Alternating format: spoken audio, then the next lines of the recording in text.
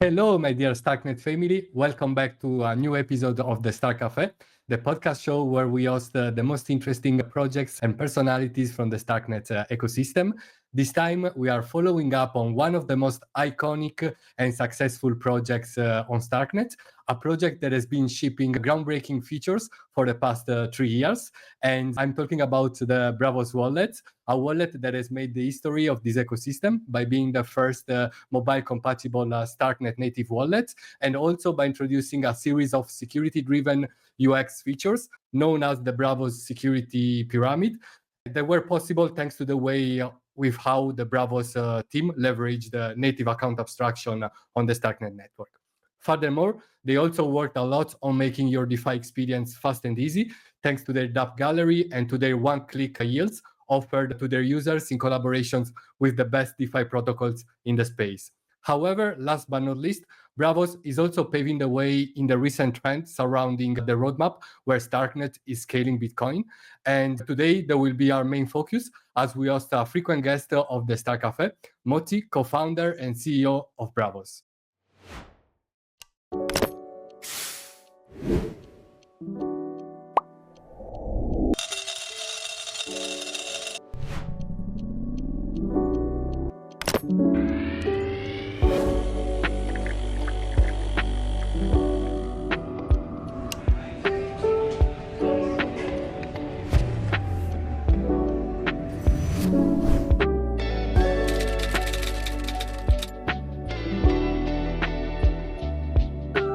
Hello, Motty. Hey. Welcome to the StarkCafe. How are you?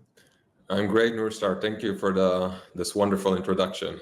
Really appreciate that. My pleasure. Braavos, and you fully deserved it. And yeah, so I think it would be great, even though I already gave a small introduction about Braavos, of course, it would be great to summarize Braavos' vision and also to sum up what kind of developments distinguish this wallet during these 3 years of hard work. So yeah, maybe we can start from here. Okay, cool. So I think if I had to summarize that in one sentence, is what we try to do in Braavos is to give a Web2 experience without sacrificing Web3 values. Web3 values of decentralization and self-custody, etc. So that's like our main goal, and everything that we've done in the past 3 years is in order to try and accomplish this goal and push what exists in crypto and in crypto wallets, push the boundaries further and further away. And I think as you kindly mentioned in your introduction, we started with security, bringing biometric two-factor authentication and then three-factor authentication, and then a unique multi-sig wallet that uses account abstraction. We call it MOA, multi-owner account, and each owner is multi-factor authenticated, which gives you very high level of security and also flexibility. And so that we did that in the security front because we felt, and we still feel, that we need to move as much burden as possible from the user's shoulders to the software. So the software should take care of the security. The software should take care that the user won't make mistakes, or to try and help the user not to make mistakes, etc. So security is a core thing because we all know that it's one of the major culprits in crypto that funds are getting stolen.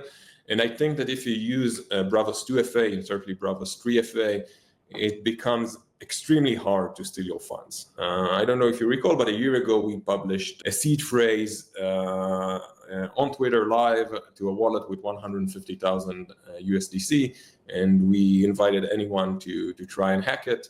And luckily for everyone, no one could, although many tried. Many managed to recover the wallet, see the 150,000 USDC in the UI, but they could not move the money out. And that's again thanks to the two-factor authentication. You need both the device of the user, still the device of the user, and his or her biometric identity. So security is one element, but security is not enough because it's important to keep the funds secure, but we also want to enable an experience, an investment experience around decentralized finance within the wallet. So that's I think the second pillar, to allow users to invest their tokens in one click in a very seamless kind of UI that manage all the complexity under the hood for you, and you can be rest assured that your money is safe and your investments are safe. going back to the mission statement, creating the Web2 experience with Web3 value. So you're fully in control, yet we keep the experience, and we try and make the experience as seamless as possible. Awesome. Yeah, I also remember about the hacking contest that you had last year. It went pretty smooth. I remember all people like posting a screenshot of their Braavos Wallet, but obviously they couldn't perform any action with it. And yeah, you've been doing a great job at also improving UX, also with your DApp gallery, where people can enjoy the Starknet DeFi scene from the comfort and the safety of their own Braavos Wallet. And so and of course, more than that, currently in the wallet, you see all your DeFi positions, you see all the graphs of your total balance. Also, your staking balance, if you staked. Your staking balance, you can claim Starknet DeFi incentive rewards with one click from the wallet, either from all protocol at once, from per protocol. So it's a everything is tailored to make the user life much easier and much more, make them happy. It is. And gradually switching to the also main topic of today, which is Bitcoin-related features that you've been shipping at Braavos. In fact, as we all know, last month, Starknet and Starkware announced they unveiled their roadmap around Bitcoin being scaled through the Starknet tech. And Braavos was also one of the projects included in the first developments around Bitcoin.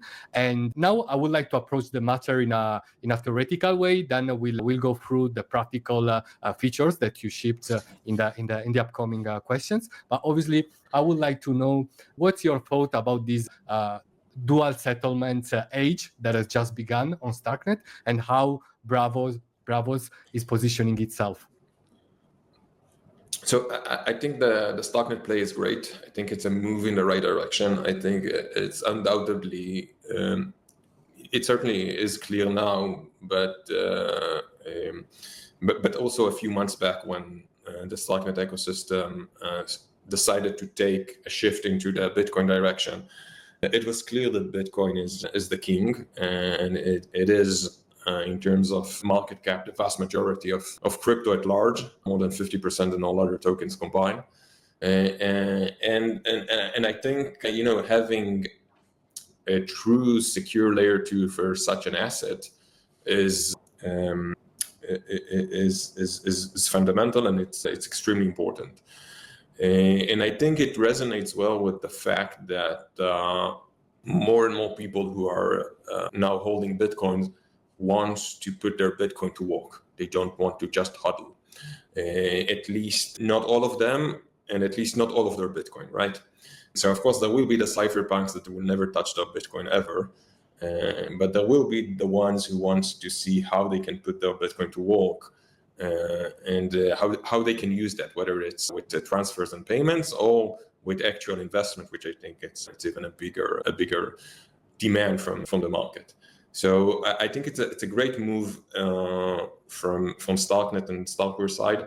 I think if there is a team who can accomplish that, both on pushing OPCAT, but in parallel also try and push the envelope on what's currently possible without any fork to the protocol, then that's the top team in crypto that can do that. And I'm very happy that they're spending time and resources on that, and we already see results. So I think it's fantastic. Yeah, absolutely. Starkware had been doing a revolutionary work, I would say, and also they announced the Collider VM, which is, well, they started talking about a proposal to scale Bitcoin even before OPCAT or without OPCAT, and it is the Collider VM. So sort of also, I would say, a similar approach that was taken also while scaling Ethereum, but applied to Bitcoin.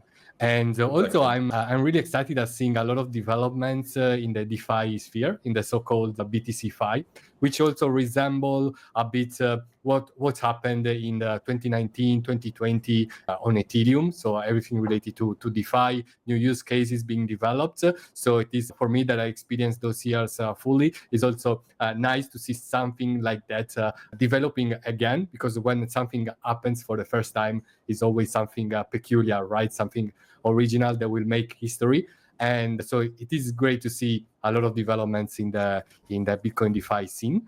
And yeah, now I think it's time to speak about the practical features that you've come out with at Braavos.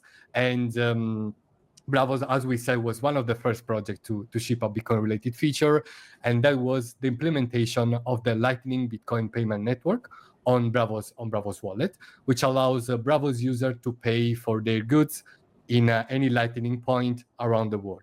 Furthermore, a couple of weeks later, which was also last week at the time we're speaking, you also become the first Starknet native project to enable Bitcoin holding and yield farming with the help of the Vesu lending protocol.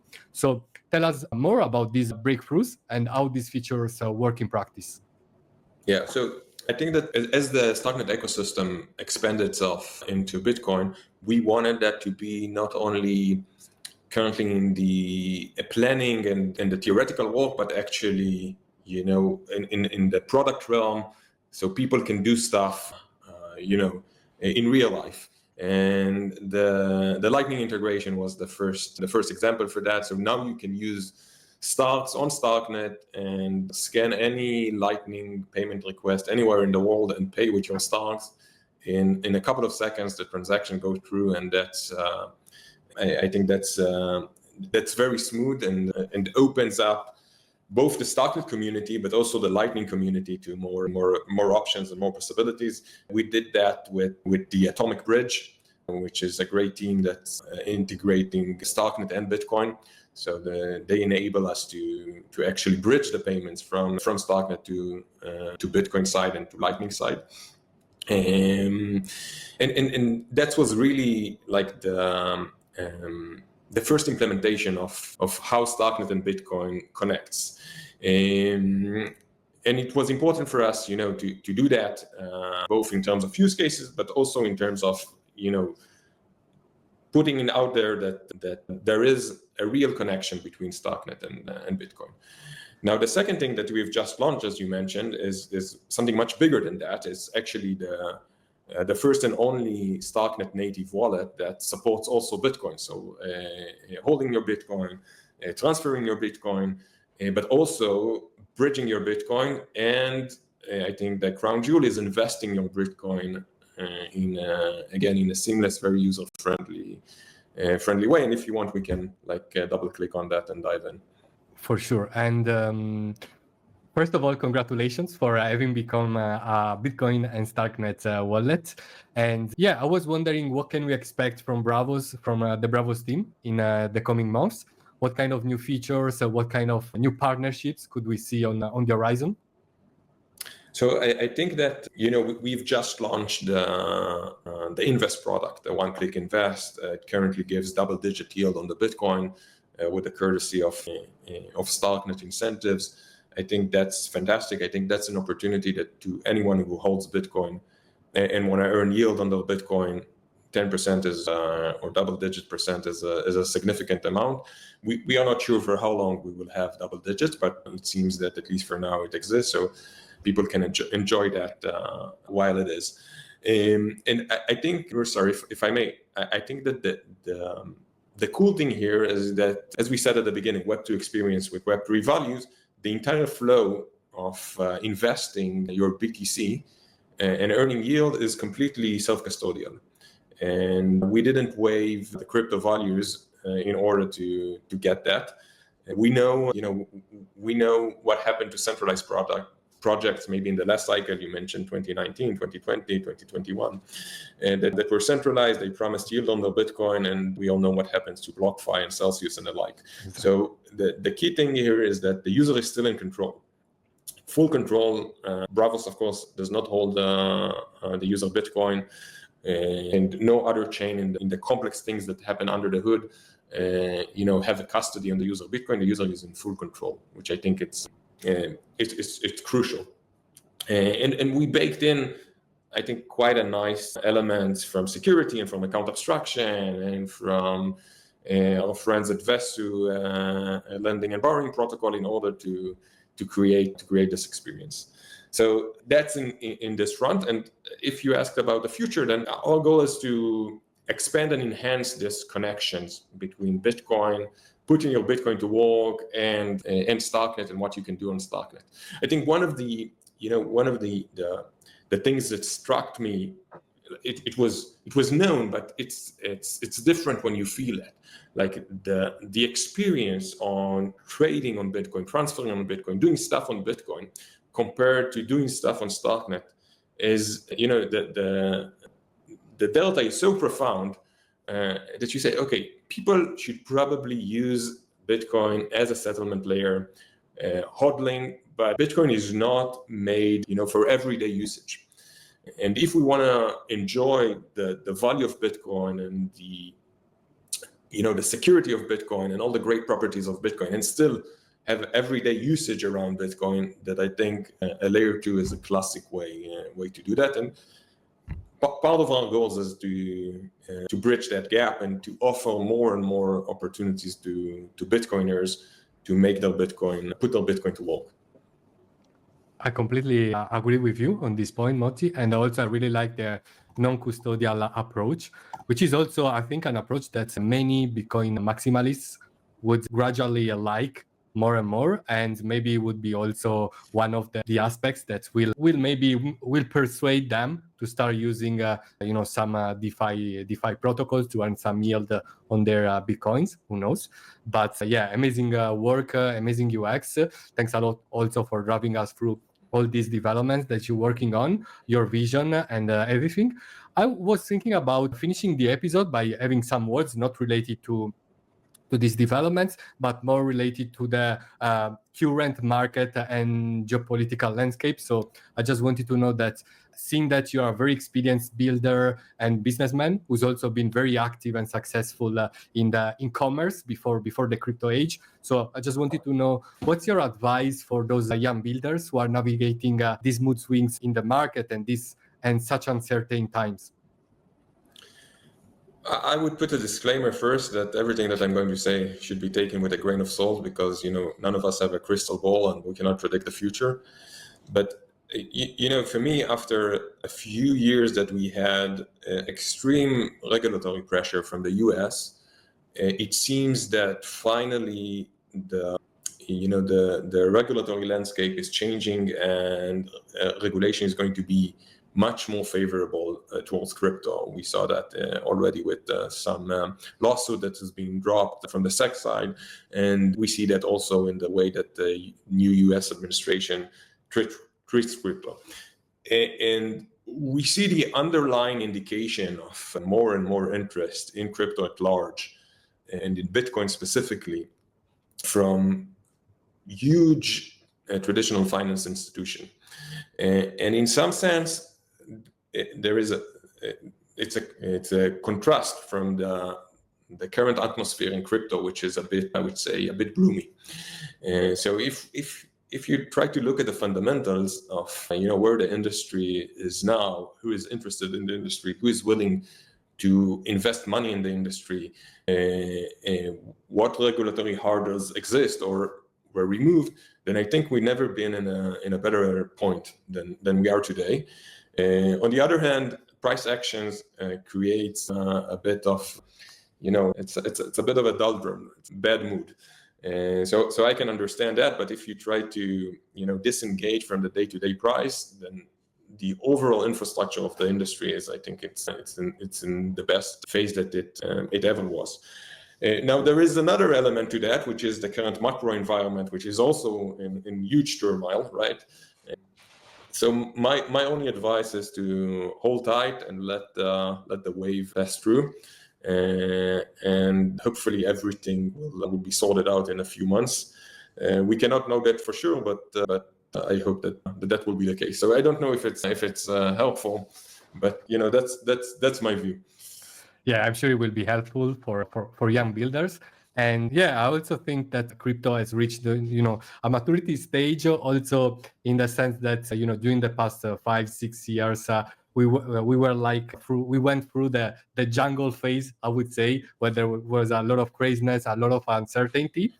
And now that we have some more regulation, more certainty on the regulation side, we have more uncertainty also on the political side, geopolitical side. But at the same time, I think there will always be a lot of risks coming from the jungle age. But at the same time, we'll also have more clarity in order to build more products without fear. So obviously, also my advice is always to be careful, to de-risk your positions if you're not comfortable with, diversify, but at the same time also working in the space, right? Because I think from now on, it will also be maybe also economic returns in the terms of trading positions will be different from the opportunities that we had in the past. But at the same time, there will be more opportunities for builders to build products that will also reach mass adoption. So yeah, we went through we have reached a different maturity stage in this industry, and I'm really excited for what's coming in the future. And I think players like Braavos will be doing great things for the whole space. And yeah, today we had a great journey through the Braavos vision on how to scale both Bitcoin and Ethereum. You also showed us what you are currently doing with the Bitcoin related features, which are the Bitcoin payments, which are the implementation of the Lightning Network, and also the implementation of Bitcoin holding and the yield farming on Braavos. And last but not least, if I can connect to what you've just said, then I in complete agree with you, and that's why I think that people will want to put up Bitcoin to work, and that's why we've launched this product. I think it's one thing when you think that Bitcoin will continue to double itself every year on average, right? So if I have an asset that doubles itself every year on average, then maybe I don't want to get an extra 7% or 10%. Doesn't worth even a minimal risk, right? Yeah. But I think it's hard for an asset that is worth 2 trillion, 3 trillion to continue double itself every year, right? So even if Bitcoin will outperform most of other conventional assets, and let's say that it will have 30% a year return, which is fantastic, making a double-digit yield on top of that, or even only quote unquote 7%, it's significant and it's compounding over the years. And I think it's very interesting. So I think also this new area of maturity, at least for some assets that has now been reached, resonates very well with the one-click Bitcoin invest that we have just launched, and the ability to put your Bitcoin to work. So just wanted to tie that. That was amazing. Yeah, that was a great point. Thanks for adding on that. And we also had the opportunity to hear by Motty some advice on the current regulatory and political landscape and on how to navigate it. And yeah, so we've come to the end of this Stark Cafe. Thanks a lot to all the listeners for watching us. And if you want to support us, please feel free to like and subscribe to our channel. It will help us a lot. And obviously, thanks a lot to Motty for coming to the Stark Cafe. It's always a pleasure to talk to you, my friend. Nurstar, thank you very much for inviting me. It was a pleasure. Thanks a lot. Likewise, Motty. Have a great day.